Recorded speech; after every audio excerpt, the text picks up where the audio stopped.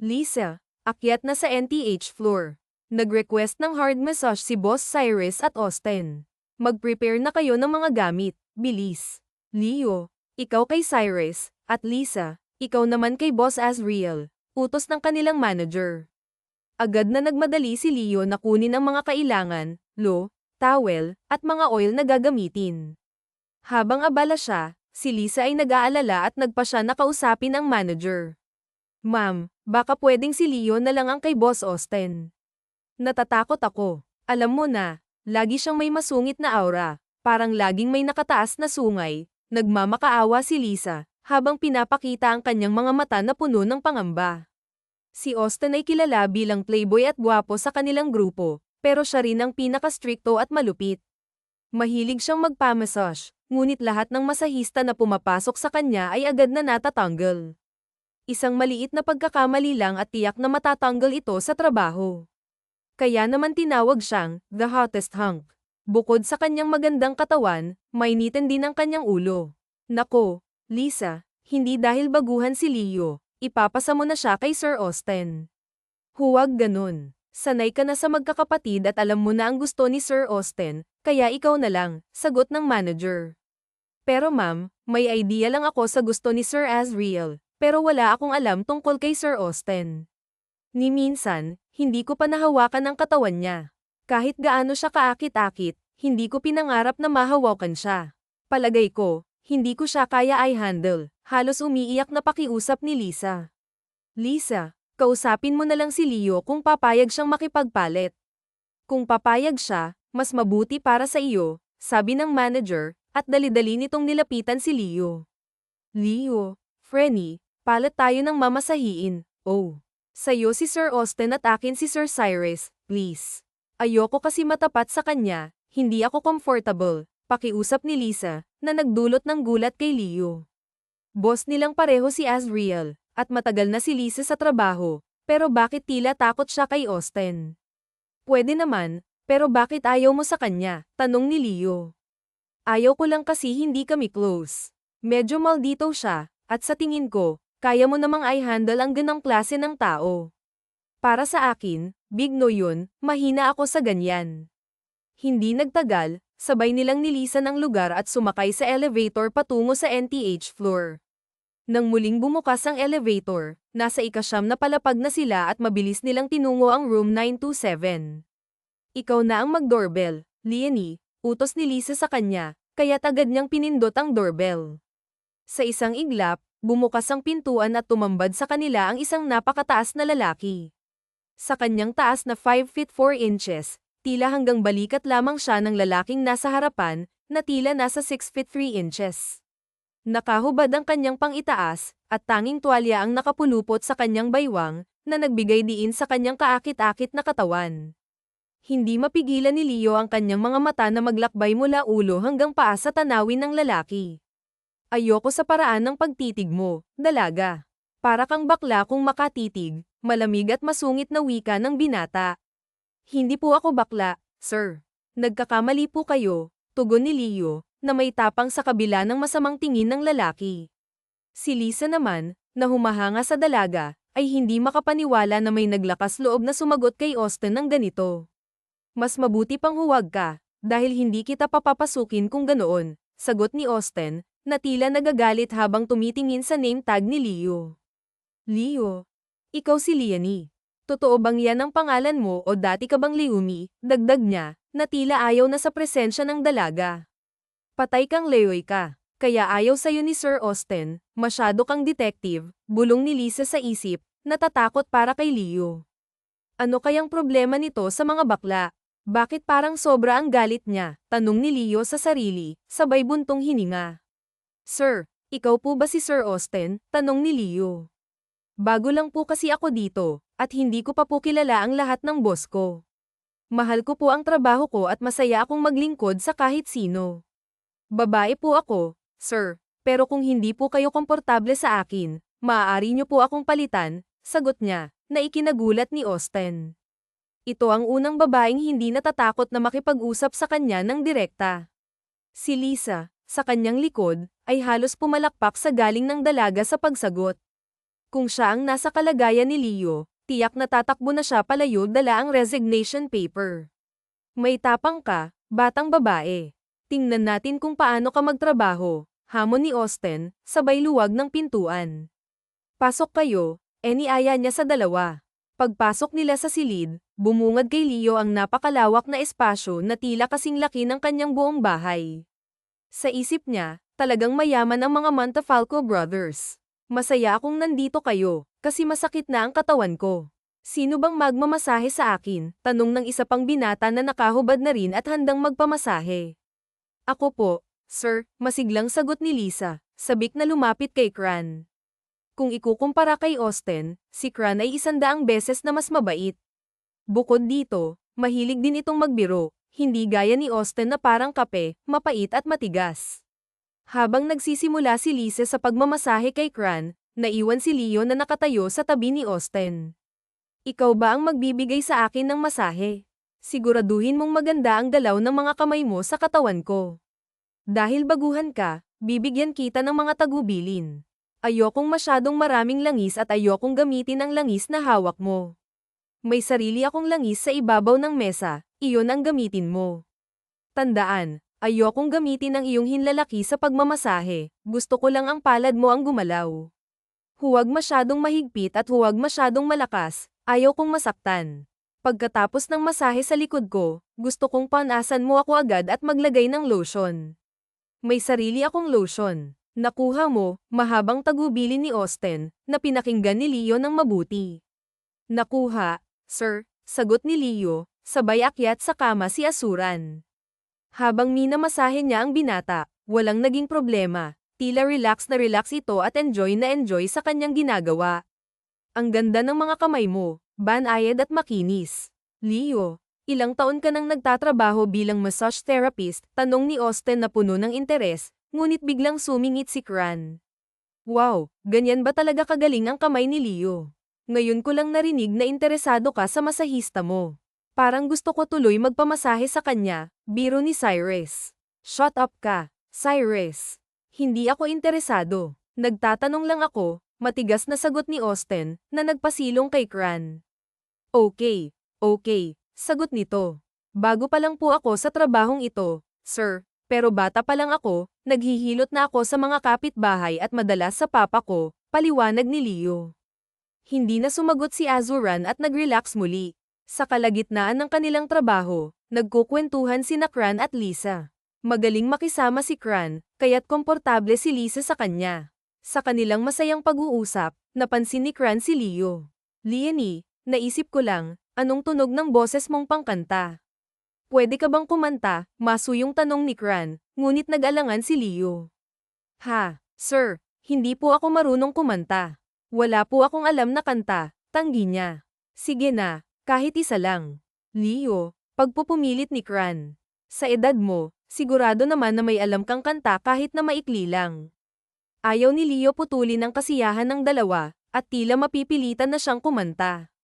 Ha, sige, pero isa lang talaga ang alam kong kanta.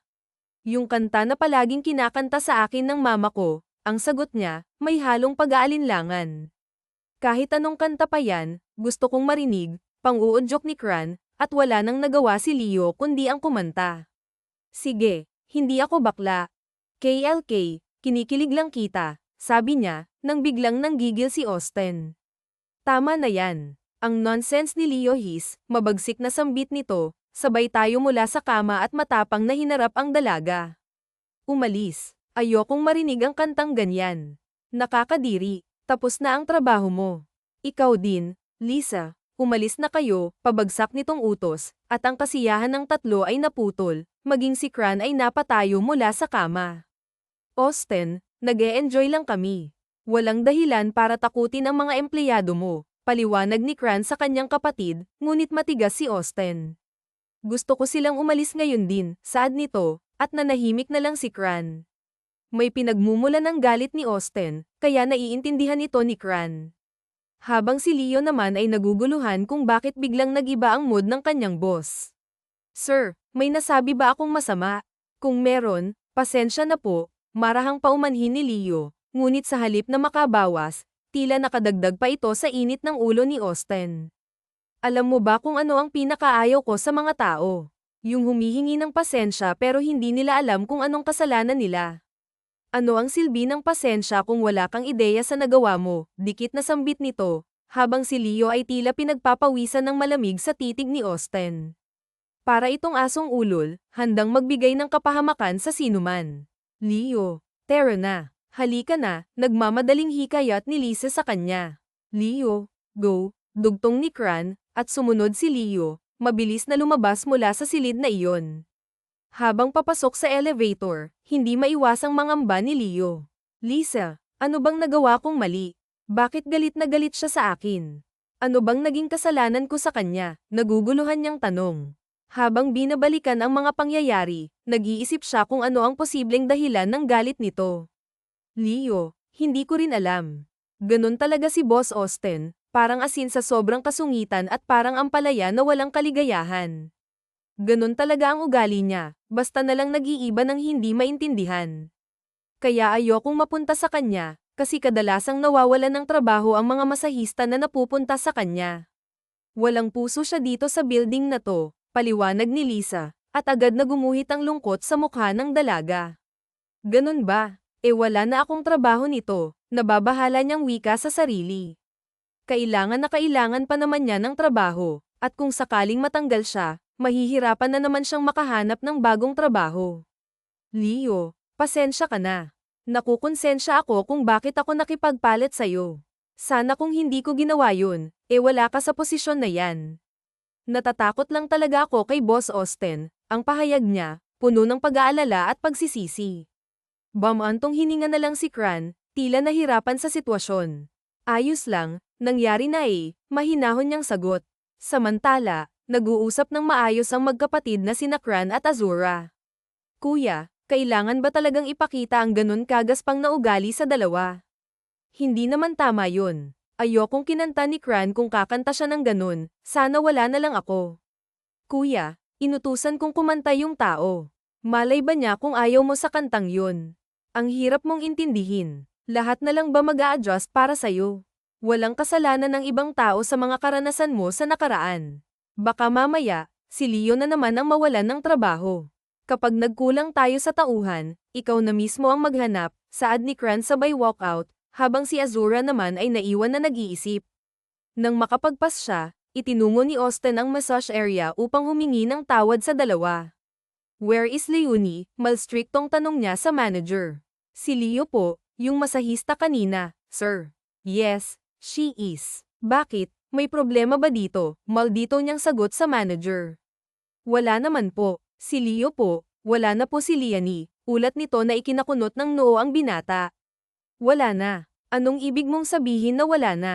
Patay na ba siya? Anong ibig mong sabihin? Tanong niya sa manager, naguguluhan. Nag-resign na po si Leo, sir. Umuwi na po, ulat nito at nagulantang ang binata sa narinig. Nag-resign. Bakit niya gagawin yan? Hindi ko naman siya sinisante Sabi po kasi niya, kung tatanggalin niyo lang siya pagkatapos ng nangyari kanina, magre-resign na lang daw siya. Maghahanap na lang daw siya ng ibang trabaho. Nababalitaan niya po kasi na mahilig kayong magtanggal ng empleyado, kaya inunahan ka na niya, wika ng manager. Dahil dito, nakaramdam ng pagkakahiya si Austen, ngunit matigas pa rin ang kanyang puso. Well, at least that's her decision. Siguro ay mabuti na rin na umalis siya. Sa totoo lang, hindi namin kailangan ng mga mahihinang empleyado dito, wika ni Azura habang agad na tumalikod sa manager. Kahit na nakaramdam ng konsensya, hindi na ito pinansin ni Azura at ipinagpatuloy ang kanyang araw. Mula sa araw na iyon, at sa loob ng isang linggo, patuloy na nakakaramdam si Azura ng konsensya para kay Leo. Minsan, bigla na lang itong sumasagi sa kanyang isipan, marahil dahil sa kanyang kakulangan ng dispensa para dito. Sir Austen, may naghihintay po sa inyo sa labas, wika ng kanyang sekretarya, na agad niyang binigyan ng atensyon. Sino siya? Tanong niya. Hindi ko po alam, pero mukhang pamilya ng babae. Siya yata yung kadate mo noong nakaraang linggo, sagot ng sekretarya. Last week, sino sa kanila? Tanong niya, hindi maaalala kung sino ang babaeng iyon. Sa dami ng mga babaeng kanyang nadate, Madalas ay hindi na niya maalala ang mga pangalan nito. Sabihin mo sa kanya na busy ako at wala akong panahon makipag-usap sa ibang tao ngayon, dugtong niya. Sir, importante daw po. Sige, papasukin mo siya, napilitan niyang sagot. Agad na pumasok ang babae, at nang makita ito ni Azura, hindi siya nag-atubiling pigilin ang kanyang sekretarya. Huwag kang umalis. Hintayin mo ang babaeng ito at alalayan siyang makalabas ng building pagkatapos ng usapan, utos niya. Anyway, anong kailangan mo? Tanong niya sa babae na walang gana. Kailangan kitang pakasalan, Austin, diretsahang sagot ng babae, na nagdulot sa kanya ng gulat. Mary, ikaw, bakit ko naman gagawin yan? Dahil buntis ako at ikaw ang ama, sagot nito, sabay simula ng drama. Ngunit si Austin ay tila hindi natitinag sa sinabi ng babae. Talaga, buntis ka, paano mo masisiguro na akin yan, pagdududa niya. Dito, wala akong ibang lalaking nakasama kundi ikaw lang, Austin. Kaya sigurado akong ikaw ang ama ng dinadala ko, sagot ng babae, sabay patak ng mga luha. Ang ganda ng acting mo, mahal. Alam ko kung anong kailangan mo. Hindi mo kailangang magpanggap na best actress sa harap ko dahil ibibigay ko ang kailangan mo. Ani niya, sabay abot ng tseke na may malaking halaga. Tanggapin mo yan, dugtong niya. Kinuha ito ng babae, at agad na nang laki ang mga mata nito nang makita ang malaking halaga. Para sa akin to, Leo alaga ba? Hindi makapaniwalang tanong niya. Abot langit ang ngiti. Oo, tanggapin mo yung pera at huwag nang ipakita ang mukha mo sa akin. Alam kong hindi ka buntis, at kung sakaling buntis ka, hindi rin naman akin yan. Hindi ka ang unang babaeng sumubok sa ganitong patibong sa akin. May pera ka na ngayon, ang natitirang opsyon mo ay umalis sa building ko, utos niya, sabay senadorya sa kanyang sekretarya. Hindi nagdalawang isip ang babae na umalis.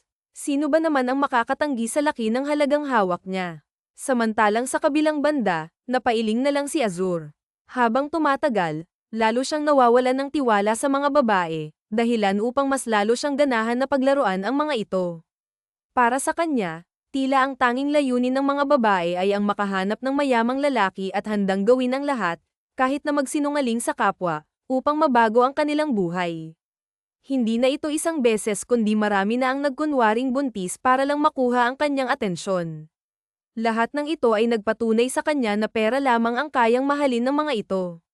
Sa unang babaeng nagpanggap kay Azur, labis ang kanyang saya, dahil sa wakas ay magkakaroon na siya ng anak. Ngunit sa hindi inaasahang pagkakataon, isang malagim na lihim ang kanyang natuklasan.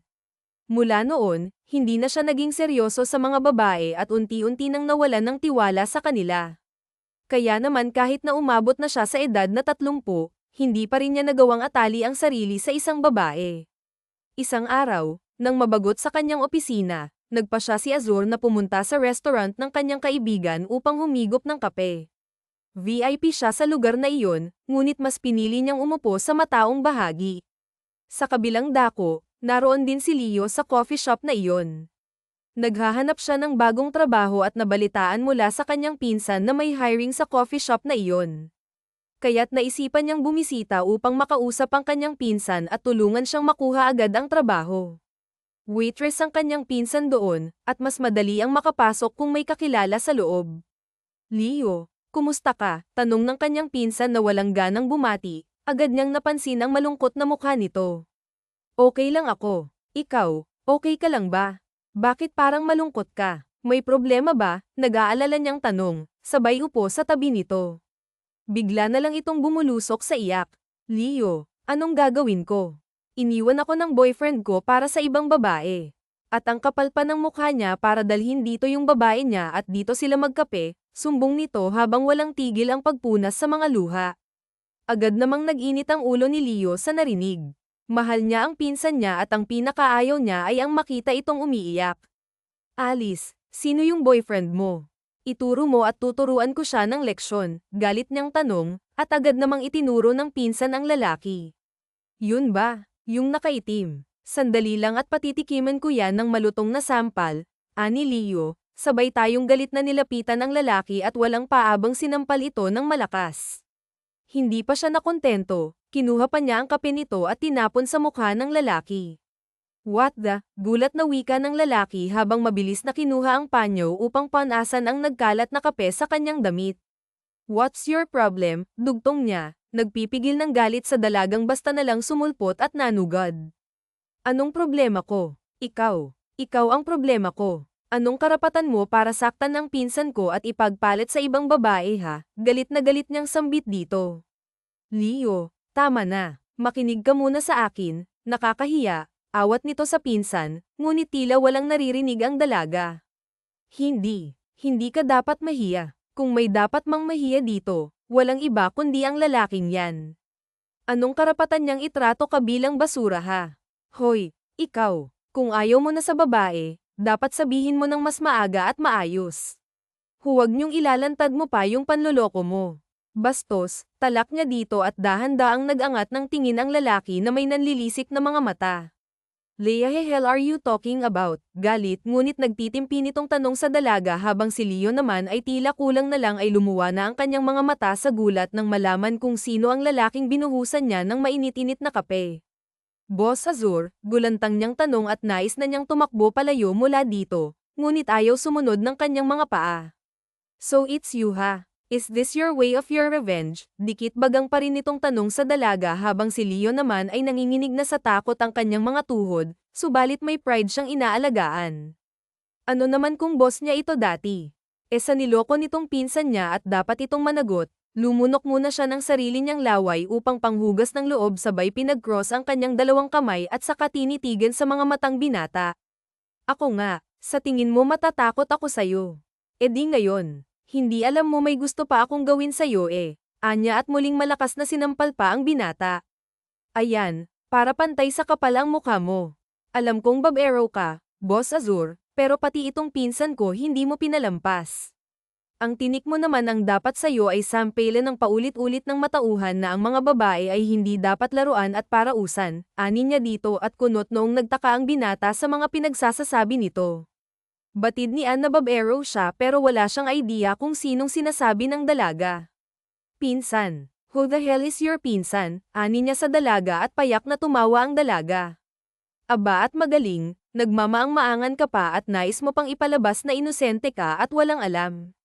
Wey, ipapaalam ko sa'yo ang kasalanan mo, matapang niyang sagot dito sabay kinabig ang kanyang pinsan paarap kay Azur. At sino bang babaeng yan? Sus. Hindi mo na talaga ito kilala. Ito lang naman yung niloko mo, matapang niya pa ring wika at hindi nakikinig sa nais sabihin ang kanyang pinsan. Woman, hindi ko alam kung anong pinagsasasabi mo. Higit sa lahat, hindi mo alam kung anong kaya kong gawin sa mga paratang mo sa akin, babala ito sa kanya, ngunit ayaw pa ring patinag ni Leo at mangsesagot pa sana siya nang pigilan na siya ng kanyang pinsan. Huwag mo akong mawan woman dyan ha. Naging girlfriend mo siya at alam kong kilala mo siya kaya pwede ba huwag ka nang magpanggap? Leo Amana, malakas na awat ng kanyang pinsan at hindi na naituloy ng dalaga ang nais niyang sabihin bagkos ay napatitig na lang siya dito. Leonie, hindi siya ang lalaking sinasabi ko. VIP customer natin siya dito pero hindi siya ang boyfriend ko, lathala nito. At may dumaan na isang malamig na hangin sa buong katawan ni Leo at hindi agad siya nakasagot sa sinabi ni ito. Leo ay laba ay biglang nagkaroon ng zipper ang kanyang bibig. Hindi siya ang boyfriend mo, yutal-yutal niyang tanong at pinapanalangin na sana panaginip lang ang lahat ng ta. Hindi nga siya, pero sabi mo lalaking nakaitim di ba? Lalaking nakaitim nga pero hindi siya yun yung boyfriend ko, sagot nito sa kanya sabay turo sa boyfriend nitong nasa kabilang table. Nang marinig ni Leo ang mga katagang yun ay tila matutunaw na siya sa hiya at hindi alam kung paano hihingi ng dispensa sa maldito niyang boss. Iyon yung boyfriend mo. Bakit di mo kaagad sinabi? Sinusubukan kong sabihin sa'yo pero hindi ka nakikinig turan sa kanya ng kanyang pinsan at agad na nilapitan ni Leo ang kanyang dating boss. Sir Azur, pasensya na po. Akala ko po kasi, anya at akmang pupunasan niya na ang basa nitong damit ng agad nung lumayo sa kanya. Don't touch me. Strike tone nitong bigkas at tila ni konting pagdampi ng balat ay ayaw nitong madampian. Next time, ayusin mo ang pang-aakusa mo. Nagmumukha kang tanga sa lahat ng tao, katawa-tawa lalo na sa sarili mo, mariin at mahapdi ditong saad sa dalaga habang si Leo naman ay todong hiya sa sarili. Sorry po talaga, Boss Azur. Hindi na po mauulit, Paumanhin niya dito. I don't accept sorries, what I do is punishment. I swear you will live your life into hell. Anito sa kanya bago ito tumalikod habang si Leo naman ay naiwang hiyang-hiya sa lahat. Matapos ang araw na iyon ay nawalan ng trabaho ang pinsan ni Leonie. Hindi rin naman siya nito sinisi sa pagkakatanggal nito sa trabaho bagkus ay nagtulungan silang dalawa na muling makahanap ng bagong trabaho. At ngayon ay kasalukuyang naglalakad ang dalawa na pawis habang hawak-hawak ang kanilang resume, subalit sa dinami-dami ng kumpanyang kanilang pinuntahan ay ni isa't isa walang tumatanggap sa kanila. Dahil halos lahat ng pinag-aalayan nila ay pag-aari ni Azur kung hindi man pag-aari ay konso nito o kaibigan. Kulang na lang ay maubos na nila ang lahat ng lugar ngunit wala pa rin silang napapala. Hay, Leo, pagod na ako. Parang mamatay na lang tayo nito sa buhay na. Nakalabas ang dila, wala ni isa't isa gustong tumanggap sa atin. Grabe ang lawak ng sakop ni Boss Azur. Parang wala tayong mapupuntahan, reklamo nito sa kanya at namewang na lang si Leo. Alice, ano ka ba? Huwag kang ang mawalan ng pag-asa dyan. May makukuha pa rin tayong trabaho, kapit ka lang at magtiwala. Leo, saka anong tingin mo kay Azur? Diyos na maging hawak niya ang lahat. Nako, Papa, saan ba't makakakuha din tayo ng trabaho na wala ang pangalan niya? Sabat niya dito sabay umagaw ng kanyang atensyon ng isang karatolang wanted for waitress dito. Subukan natin dito. Niaya niya sa pinsan niyang si Alice na mag-apply bilang waitress sa isang mamahaling restaurant. Nang makapasok ay matyaga silang naghintay sa labas for interview ngunit nag-uwian na ang mga nahuli sa kanila sa pila pero hindi pa sila tinatawag. Gayunpaman ay matyaga pa rin silang naghintay hanggang sa natapos na lang ang interview hour. Pinsan, bakit ganun? Hindi tayo tinatawag kahit nauna tayo sa iba, ang tanong nito sa kanya. Hindi ko rin alam, sagot niya dito at nang lumabas ang babae mula sa office ay dali-dali siyang tumayo mula sa kanyang kinauupuan upang harangin ito. Excuse me po ma'am, moalang-galang na po, gusto ko lang sanang itanong kung bakit hindi po kami tinatawag kanina at nauna pang tawagin yung mga huli sa amin. Ano po bang meron, may problema po ba sa amin? Kung experience lang po yung hahanapin, ma-experience naman po kami at kung pleasing personality ay meron din naman po kami. Ano po bang mali o ano po ba ang wala sa amin? Bakit nyo po kami itinuturing na ganun? Lakas loob niyang tanong dito at pinag-cross lang ng babae ang dalawang kamay nito bago siya sinagot.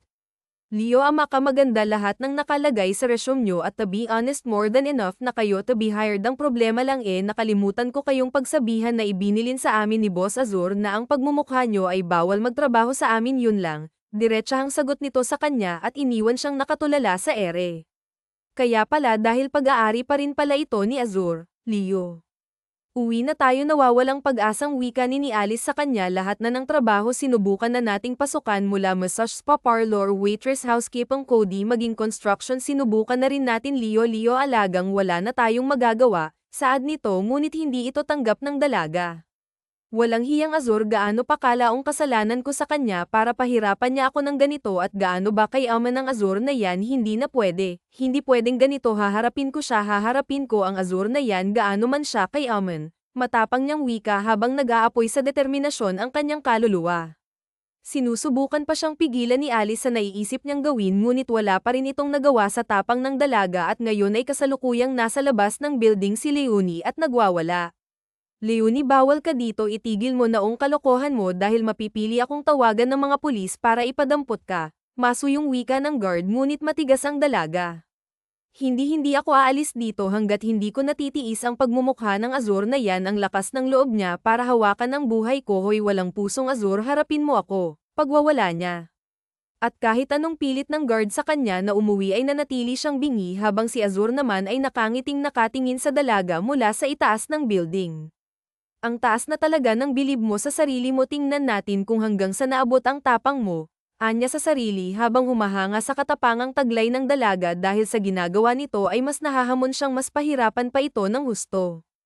Habang sa kabilang banda naman ay patuloy pa rin sa pagwawala si Leo, bawat mahawakan ng kanyang kamay ay siyang binabato niya sa building. Bale nang matawag siyang skandalosa basta't mailabas na lang niya lahat ng galit niya sa binata sa lab na pagwawala ni Leo ay maswerte siyang nakawala mula sa braso ng guard. Nang makuha ang pagkakataon ay lakad takbo ang kanyang ginawa papasok sa building, hinabo siya ng guard at maging ang sekretarya ni Azur ay nakiphil na rin.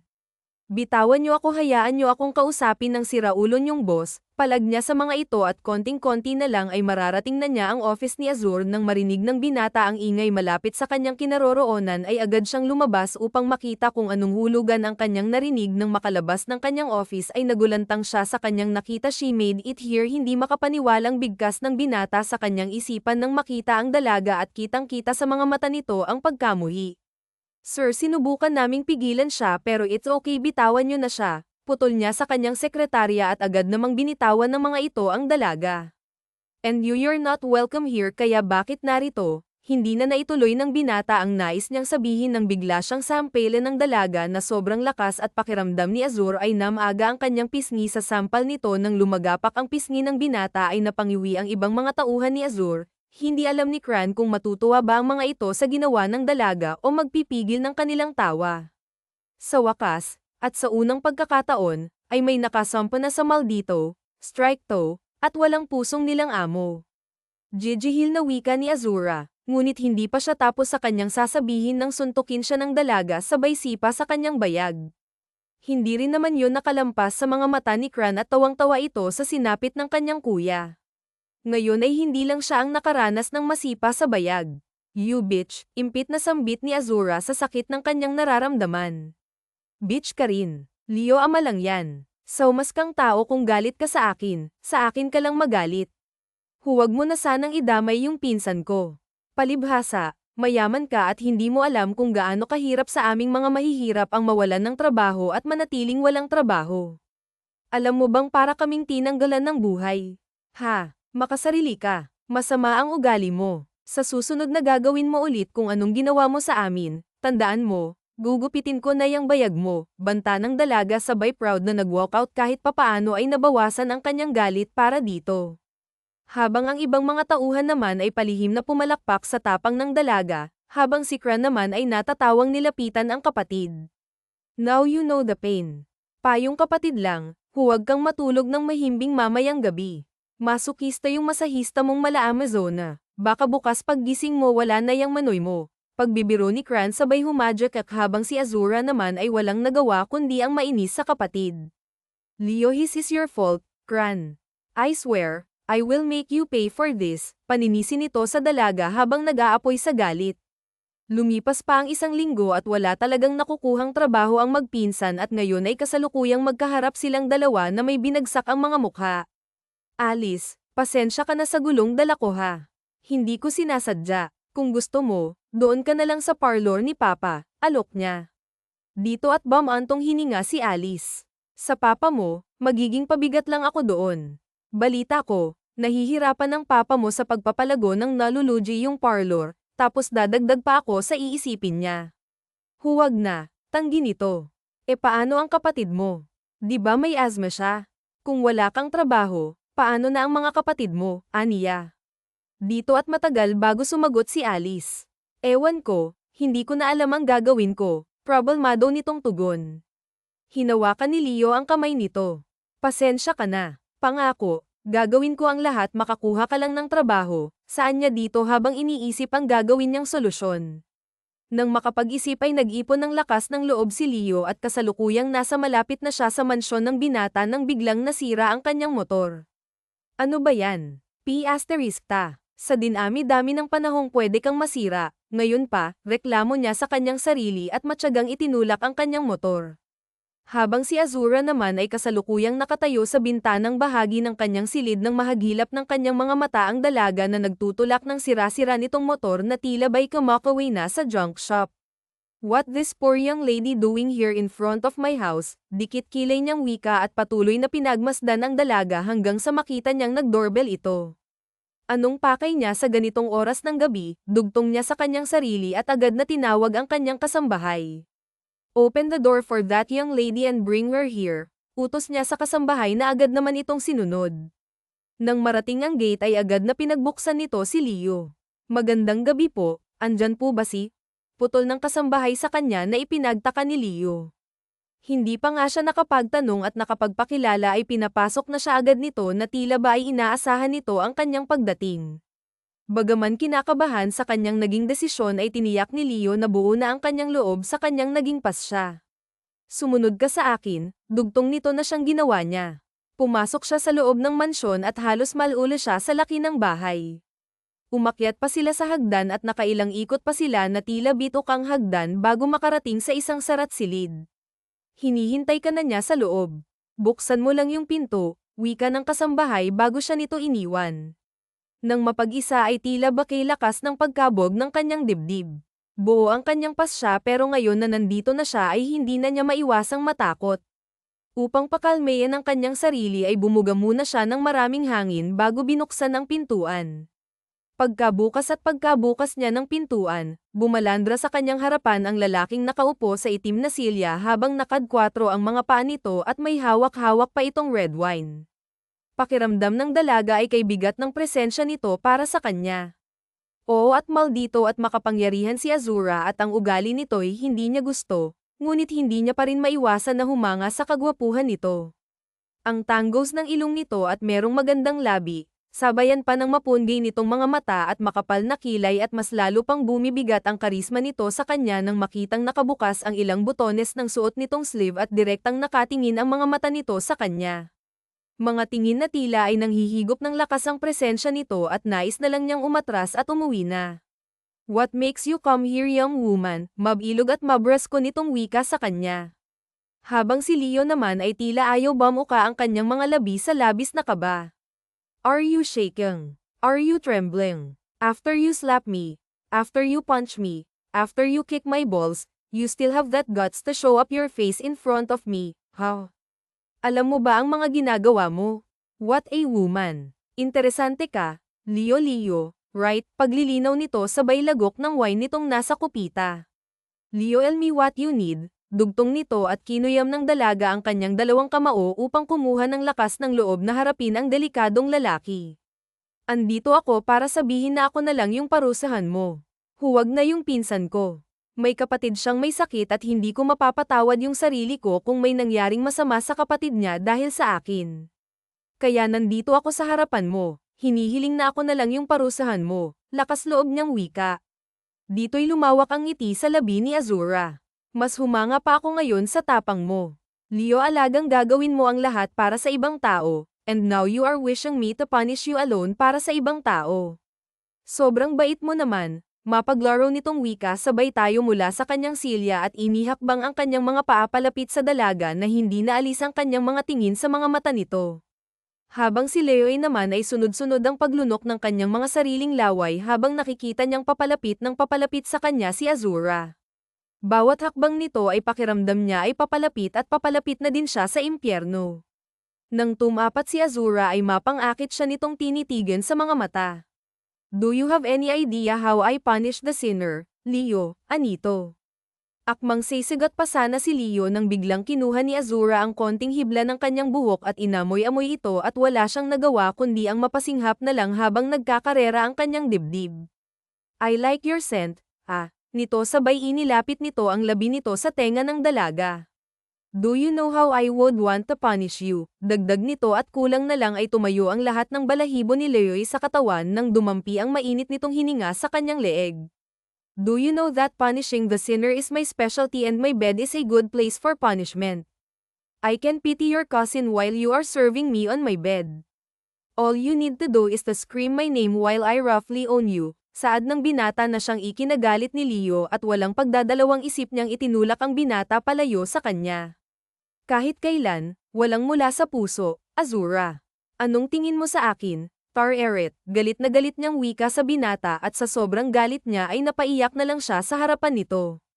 Nang makita ang luha ng dalaga ay tila nahimasmasan si Azura. Wala naman siyang balak na paiyakan ito at lahat ng kanyang sinabi kanina ay biro lamang at paglalaro buhat ng nais niyang makaganti sa pananampal nito sa kanya ngunit tila ay sumobra ata siya ngayon. I'm sorry. Can you please don't cry, aniya dito't hindi batid kung yayakapin ba niya ito o hahawakan. I'm sorry. Marunong ka pa pala nun matapos halos sirain mo yung buhay ko, ang buhay namin. Gaano ba kabigat yung kasalanan ko sa'yo para pahirapan mo ako ng ganito? Kung nasampal kita, kasalanan mo yun dahil masama kang tao. For us woman hindi ako masamang tao kayong mga babae ang mas asama all you want is money kahit magpanggap pa kayong keso ganito keso ganyan ay gagawin nyo all you want is money I've been there Leo the first used Leo love someone pero hindi bumalik ang pagmamahal na yun sa akin all they care about is my money my bank my looks Leo hats all walang matino sa inyong mga babae puro kayo pera pera pera. Aniya dito't ibinunton ang lahat sa dalaga. Anong alam ko doon sa mga taong nanakit sa'yo? Anong alam ko sa mga kasalanan nila? So magkaiba kami. Bakit hiningi na ba akong pera? So wala naman di ba at anong gusto mong sabihin sa akin ngayon na naging masama ka dahil sa kasalanan ng iba kaya kaming mga walang atraso ang magbabayad ng mga kasalanan nila ang unfair mo Oren bakit pakiramdam mo ikaw lang yung may problema sa mundo na ikaw lang yung nahihirapan was nagkakamali ka kung tutuusin ang swerte-swerte mo na ganyan ang antas mo sa buhay marami kang nagagawa kahit nasirain mo pa yung buhay namin nagagawa mo rin hindi lang ikaw ang nahihirapan sa mundo hindi lang ikaw ang nasasaktan Oren marami tayo at minsan nga wala lang yan gang problema mo kumpara sa iba kung nagbago ka sana huwag kang manakit ng iba at kung nagbago ka man pinili mo yun ginasto mo yun kung gusto mong mahalin ka ng mga taong totoong nagmamahal matuto kang magbigay ng pagmamahal para mahalin ka ng iba wala naman akong ibang pakay dito kundi ang magpakumbaba kahit alam kong matigas ka baka sakaling may awa pa diyang natitira sa puso mo pero parang nagkamali ako. Pasensya na sa abala. Madamdamin ngunit mariin niyang wika sa binata bago ito tinalikuran. Nang tumalikod ang dalaga ay agad siyang pinigilan ng binata. Bitawan mo ako. Utos niya dito ngunit lalo lang humigpit ang pagkakahawak ni Azura sa kanyang kamay. Look, I'm sorry. I didn't mean it. But still, I hurt you. I'm sorry, Leo. Leo ama ka, malaki ang pagkakamali ko sa'yo at sa pinsan mo. Hindi ko nahaharangan ang lahat ng trabahong papasukan niya. In one condition, I like your hands. It makes me feel relaxed. You want a job. Right now I'm hiring you to be my personal therapist. Pwede ba? I promise, magiging mabait na ako. Masuyong wika ng binata at seryoso siyang tinitigan ng dalaga sa mga mata. Palagay niya ay seryoso din ito sa sinasabi nito. At anong gagawin mo sa akin? Paglaruan. Huwag na. Mas mabuting mamatay na lang ako kesa paglaruan yung pagkatao ko, tanggi niya. No, I promise I'll be kind. Just please accept my offer. Masuyo nitong sagot at sa tingin ni Leo ay baka pwede niyang pagkatiwalaan ang binata. Isa pa, may atraso din naman siya dito at sino ba siya upang makipagmatigasan sa ganoong paraan? Ay magkasundo ang dalawa. Simula sa araw na iyon ay nagkaroon ng mas maayos na trabaho si Alice at si Leo naman ay naging personal therapist ni Azura. Habang tumatagal na kasama ni Azura si Leo ay mas lalong lumalambot ang puso nito. Hindi na ito kagaya noon na Azura na sobrang stricto at laging galit sa mga tao. Habang kasama din ni Leo si Azura ay gumagaan ang loob niya dito. Ibang-iba ito sa dating Azura na kilala niya, malambing na ito at maalaga, madalas din itong mag-alala sa kanya. Minsan nga ay kinikilig na siya sa sobrang kabaitan nito dala ng pagbabago at ngayon ay kasalukuyang nakatayo si Azura sa balkonahe hawak-hawak ang kanyang kape habang pinapanood ang dalaga na magiliw na nagdidilig ng mga bulaklak. Hey what a smile, Azura. Don't tell me a hunk is now falling in love to his Amazona masahista, nakangiting wika ni Kran sa kanyang kuya habang may hawak din itong kape. I don't know what you were talking about, Kran. Pagsisinungaling ni Azura kahit na ang totoo ay tumitibok na ang kanyang puso para sa dalaga. Don't lie Azura I know what that smile means ang tagal bago kita muling nakitang ngumiti ng ganyan dahil lang sa isang babae are we hearing wedding bells now, pang-uudyok nito at umiling lang si Azura na may ngiti pa rin sa labi. I don't really have any idea sa mga pinagsasasabi mo Kran bahala ka sa buhay mo, wika niya dito't itinaas ni Kran ang kanyang isang kilay. Oh then let's see, saad nito. Nilapitan ng dalaga na ngayon ay nagigiliw sa mga bulaklak. Good morning, Leo. Bati nito sa dalaga. Magandang umaga din po sa inyo, sir. Turan nito sa kanya. Is he flirting with her? Kunot noong. Malstriktong tanong ni Azura sa kanyang isipan at pinatalas ang kanyang pandinig at kulang na lang ay hilahin niya si Kran palayo sa dalaga. Isusumbong talaga kita kay Lovey Kran, dugtong pa niya habang nag-uumpisa ng kumunat ang kanyang noo. Leo, coffee, alok niya sa dalaga sabay abot ng kanyang kape dito. Salamat po sir pero kape mo po yan, it's okay I want you to take some sip of my coffee Leo his is my new coffee at gusto kong malaman mo kung ano ang lasa ng bagong kape ko I need some opinion lang naman, saad ni Cran habang pasulyap-sulyap sa kapatid niyang si Azura tinitignan kung ano ang gagawin nito sa paglapit niya sa dalaga. Nang mahuli ni Azura na sumulyap si Cran sa kanya ay inilihis niya ang kanyang paningin sa ibang direksyon at nagpasipol para huwag magpahalata sa kapatid sa ginagawa niyang pakikinig sa usapan ng mga ito. I know you're listening. Azura kunwari kapang wala kang gusto halatang halata naman, sambit ng isipan ni Cran at mas nilakasan pa niya ang kanyang tinig upang mas marinig ito ng kapatid. Sige na Leo isang lagok lang naman and tell me how it tastes, dugtong nito at muling inabot sa dalaga ang kape. Nag-alangan naman na tinanggap yun ni Leo. Sige, saad niya at akmang iinumin na niya ang kape nang biglang inagaw yun ni Azura. Don't, is coffee Leo. Apurang singit nito sabay agaw ng kape mula sa kamay ng dalaga habang si Cran naman ay nagulat sa bilis ng kapatid parang kanina lang ay pasipol-sipol lang ito at ngayon ay nasa harapan na nila ito. Hindi masarap ang lasa ng kape niya Leo Rust me masyadong matapang masyadong mapait. Pagsisinungaling niya at saka pinunasan ang parte ng baso kung saan lamapat ang labi ng dalaga bago ito ibinalik kay Cran habang si Cran naman ay napatawa na lang sa pinagsasasabi ng kapatid ang lakas ng loob nitong suran ng kape niya hindi pa nga nito natitikman ang bago niyang kape ang sabihin mo feeling mo hinahalikan ko na si Leo gamit lang yung tasa ng kape galawang obsessed palihim niyang wika sa kanyang isipan. Leo if you want coffee malaya mong gamitin yung kape ko kahit pa ang tasa ako, saad niya sa dalaga at pasimpleng sinulyapan si Cran. Cran marami ka pang gagawin di ba? Umalis ka na, pagtataboy nito sa kapatid at tatawa na lang itong umalis sa pamamahay ni Azura. Nang masolo ng dalawang isa't isa ay pinitas ni Azura ng isang pulang rosas at maingat ang kinuhanan ng tinik. Para sa'yo, Leo, masuyo niyang wika sa dalaga at nakangiti itong tinanggap ng dalaga. Salamat, sagot ng dalaga nang bigla itong matusok ng nag-iisang natitirang tinik ng bulaklak agad na nag-alala si Azura at maagap na kinuha ang daliri ng dalaga sabay sinipsip ang dugo nito. Leo his is my fault, Leon I'm sorry, panisin ito sa sarili habang patuloy sa pagsipsip ng dugo ng dalaga habang si Leo naman ay namula ang kanyang buong pisngi sa ginawa ni Azura kakaiba ang hatid na sensasyon ng labi nito sa kanyang balat at damang-dama niya ang malambot nitong labi. Ayos lang ako hindi naman masakit naiilang niyang wika sa binata sabay kinuha ang kanyang kamay mula dito ngunit hindi ito pinahintulutan ng binata. Let me take care of it, anito sa kanya at pinagpatuloy ang ginagawa habang ginagawa yon ni Azura ay may kung anong ligayang naramdaman si Leo sa kaibuturan ng kanyang puso dahil mas nararamdaman na niya ang pagiging mabait at pagkimaalaga nito sa kanya pakiramdam tuloy niya ay unti-unti nang nahuhulog ang kanyang loob para dito. What are you smiling for? Tanong ng binata ngang masaipat niya ang dalagang matamis na ngumingiti. Wala parang bumabait ka lang kasi, diretsang sagot.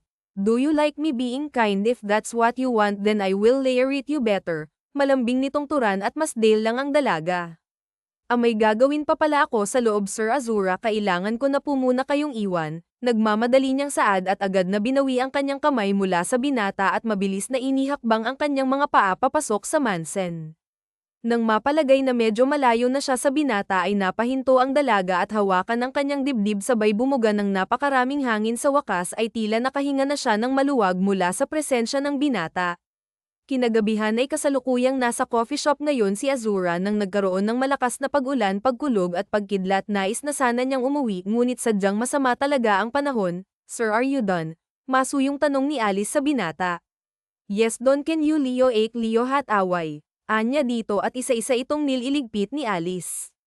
Ang sama po ng panahon sir no pero matanong ko lang po sino pong kasama ni Leo sa bahay mo. Nababahala lang po kasi ako para sa kalagayan niya. Nababahala. At bakit naman kasi po may phobia si Leo sa kulog at kidlat? Natatakot siya at nahihirapang huminga dahil sa masama niyang nakaraan, siwalat niya.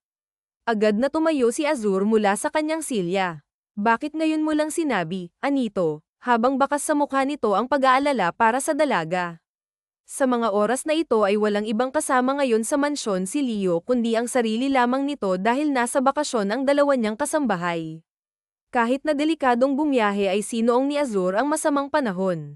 Habang nasa gitna siya ng biyahe ay sinusubukan niyang tawagan ang dalaga. Come on, Leo. Bakit di mo sinasagot? Nag-aalala pa rin itong bigkas at kulang na lang ay paliparin na niya ang kanyang kotse pauwi. Habang si Leo naman ay hirap na hirap huminga at takot na takot sa bawat kalabog ng kulog at kidlat. Dagdagan pa ang kadilimang mas nagudyok sa takot ng dalaga. Kahit ganon ay sinikap pa rin ni Leo ang bumaba ng hagdan upang maghanap ng lighter o kahit anong umiilaw. Panay kapkap niya sa kung saan kahit nanginginig na ang kanyang mga kamay. Bawat mahawakan niya ay nalalaglag at nababasag hanggang sa tuluyan na siyang nilamon ng kanyang takot, naghahanap kung saan siya maaaring magtatago na hindi maririnig ang bawat pagkalabog ng kulog at bawat pag-ilaw ng kidlat. Habang si Azur naman ay nang marating niya ang kanyang mansyon ay agad niyang tinawag ang pangalan ng dalaga. Leo, Leo, tawag niya dito at tanging kidlat lang ang nagsisilbing ilaw ng kanyang mga mata. Sa bawat pagkidlat ay nasisilayan niya ang mga nabasag niyang vase, baso, at mga frame. Dahil doon ay mas nag-alala siya sa dalaga. Agad niya itong pinuntahan sa kwarto nito ngunit wala ito doon. Bawat sulok ng bahay ay hindi niya pinapalampas. Sa muling pagsilay ng kidlat ay naaninag niya ang dalaga na nagtatago sa ilalim ng lababo habang nanginginig ito sa takot. Nang makita ang kawawang kalagayan ng dalaga ay agad niya itong hinawakan. Sa hindi inaasahan ay bigla itong yamakap sa kanya. Sa bawat paghigpit ng pagyakap nito ay daman niya ang takot nito at panginginig na tila ba ay isa itong batang may masalimuot na nakaraan. Don't worry. I'm here, Leo. You're not alone anymore. Andito na ako. Alo niya dito't niyakap din ito ng sobrang higpit upang iparamdam dito na hindi ito nag-iisa dahil sa presensya ng binata. Dahil sa presensya ng binata ay unti-unting kumalma si Leo. Hindi siya binibitawan ni Azur hanggang sa hindi pa humuhupa ang masamang panahon. Kalaunan ay bumalik ang ilaw at naging maayos na ang takbo ng panahon at unti-unting bumitaw si Leo sa binata. Azur, bigkas niya sa pangalan nito at nais niyang magpasalamat dito. Nang mapatitig siya sa mga mata nito at nakita niya doon ang labis na pag-aalala nito para sa kanya. Habang si Azur naman ay nakatitig lang sa buong mukha ni Leo, pati na sa mapatla nitong bibig. Bakit di mo sinabi? Kung alam ko lang sana hindi nakita iniwan dito mag-isa. You should always be with my side, Leonie. Aya dito at saka hinaplos ang mukha ng dalaga. Pakiramdam niya ay nararamdaman din niya ang trauma nito at nagpasikip ito ng kanyang dibdib. Azur, naantig na bigkas ng dalaga sa pag-aalala nito sa kanya at muli siyang napayakap dito. Habang nakayakap si Leo sa binata ay bahagya siyang inilayo ni Azur at hinawakan ito sa kanyang baba at muli siyang napatingin sa labi nito. Mapatla ka pa rin. Hayaan mo akong painitin ka sa mga bisig ko, aniya sa dalaga at walang paabang inangkin ang labi nito at paulit-ulit na hinagkan hanggang sa muli itong mamula. Habang si Leo naman ay hinayaan lang niya ang bawat ginagawa ni Austin sa kanya at kusang yamakap ang kanyang mga kamay sa leeg nito, habang ang kamay ni Austin ay nagsisimula ng maging malikot. Ang kanilang mga halikan at paghaplos sa katawan ng bawat isa ay nagpainit ng kanilang mga nararamdaman hanggang sa isang masarap na gabi ang namagitan sa kanilang dalawa. Kinaumagahan ay maagang nagising si Azura, at sa unang pagmulat niya ng kanyang mga mata ay ang magandang mukha ni Leo ang una niyang nakita. Leo magilid pa siya upang mas lalong mapagmasdan ang mukha nito, at dahan-daang bumaba ang kanyang tingin sa labi nito at hindi niya napigilan ang kanyang sarili na muli itong halikan. Habang si Leo naman ay unti-unting nagising dahil sa may kung anong malikot sa kanyang labi. Nang maimulat ang kanyang mga mata ay si Austin ang kanyang nakita.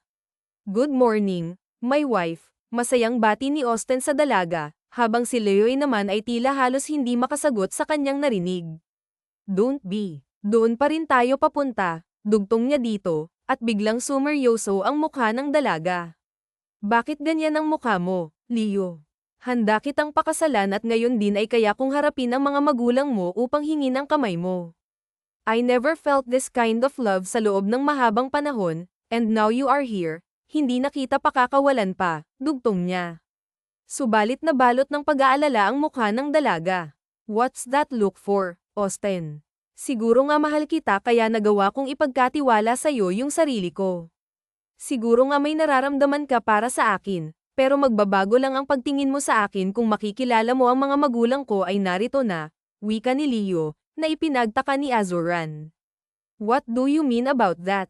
Napansin ko na galit ka sa mga bakla nung una tayong nagkaharap. Azur, ang bakla ang taong sinasabi kong mama at papa ko.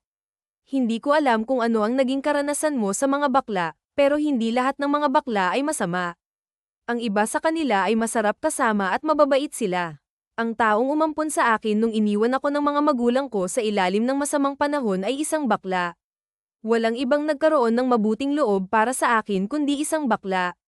Minahal niya ako, inalagaan ng mabuti, at itinuring na isa niyang tunay na anak, wika ni Leo. Kaya mo kayang harapin ang mga magulang ko sa likod ng nakaraan mo. O magbabago ang pagtingin mo sa akin dahil sa nalaman mo. Seryoso niyang tanong sa binata at nagpakawala ng malalim na buntong hininga. Si Azuran naman ay nagsabi, "Once in my life, Leo, nagmahal ako ng isang bakla. Hindi ko alam na bakla siya. We kept on dating until I fell for him. Leoran's woman siya at walang bahid ng pagkalalaki sa katawan niya. I respected him so much, I didn't touch him even once. My love for him is so true and pure. Until one night, he invited me to have a drink with him. Dahil mahal ko siya, pumayag ako, and after few drinks, nagising na lang ako sa kama without any clothes with him. He told me na may nangyari sa aming dalawa. Hindi na ako nagduda dahil sa isip ko baka gawa lang ng kalasinggan at wala akong maalala.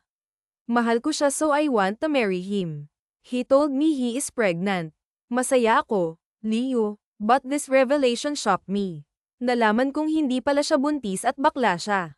Walang nangyari sa aming dalawa. He put something sa inumin ko noon and that happened.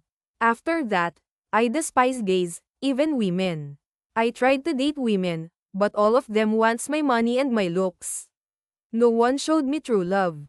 Dahil doon, I slowly changed myself into a womanizer. Until the day I found you. Sinabi mo sa akin na kung hindi mo kayang magbigay ng pagmamahal ay walang magmamahal sa akin ng tunay. You have that, Leo. Pinahanga mo ako dahil doon. I slowly gained myself back to the old me and now I don't care kung sino pa ang nagpalaki sa'yo. Kaya kung humarap sa mga bakla mong ama dahil mas lalaki pa siya kung maituturing kumpara sa amang nag-iwan sa'yo, sambit ni Azuran na siyang ikinagalak ng puso ni Leo at hinalikan nito ng napakadiin sa labi nito sabay bagsak ng munting luha sa kanyang mga mata. Matapos ng pag-uusap ng dalawa, ay isinama ni Leo si Azuran sa pamamahay ng kanyang ama. Doon ay nakihalubilo si Azuran sa ama ng dalaga at sa mga kaibigan nitong bakla. Naging maayos ang lakad ng dalawa at masaya si Azuran na makilalang itinuturing ni Leo na isang pamilya. At ngayon ay kasalukuyang nasa kotse ang dalawa at buong pusong ginagap ni Azuran ang kamay ng dalaga. You're right, Leo. Masaya nga silang kasama at hindi lahat ng bakla ay masasama. Hindi na ako nagtataka kung bakit lumaki kang isang mabuting tao dahil isang mabuting tao din ang nagpalaki sa'yo. I love you, Leo. Leo, inulungan mo akong makawala sa hagdan ng nakaraan ko, wika ni Azuran sa dalaga at masuyong hinalikan ang kamay nito. Hindi nagtagal ay idinaos na ang kasal ni Leo at Azuran na dinaluhan ng mahahalagang tao sa kanilang mga buhay. Nandoon sina Cran at Lovie, maging si Azriel at ang buntis nitong asawang si Amanda, at syempre hindi mawawala si Garrett basta't may inuman ay palagi itong present. Nang matapos ang kasal ay pasimpleng nagtipon-tipon ang tatlong magkakapatid habang nakatanaw kay Garrett na nilulunod ang sarili sa alak. Kuya Azuran, sa tingin mo ba kayang magmahal ulit ni Kuya Garrett? May mga asawa na tayo habang siya alak pa rin yung minamahal. Paano kaya kung mag-arrange marriage tayo para sa kanya? Suhestyon ni Azriel sa mga kapatid. Sa arranged marriage nawasak ang puso ni Garrett. Azriel, an arranged marriage won't be best for him. Let the time comes para sa kanya. Nakaya nga ni Kuya Azura na magmahal ulit, siya pa kaya, wika naman ni Cran sa kambal at ngumiti lang si Azuran. Let's believe in even magic. Makapangyarihan ng pagmamahal, wika ni Azriel. Naaya nga kayong baguhin ng pagmamahal na yun, maging si Garrett pa kaya. Let's have some faith para sa kanya, dugtong ni Azuran sabay lagok ng kanyang wine. I better have to go. Marami pa kaming bisita and I still have to travel with my wife para sa honeymoon namin. Leo, all kang you two will consume my time. Paalam ni Azuran sa mga kapatid sabay talikod at bumalik sa piling ng asawa. Hindi nagtagal ay lumipad na si Azura at Leo papuntang Europa para sa kanilang honeymoon at sinimulan na nila ang bumuo ng bagong henerasyon ng mga Montefalco. Wakas.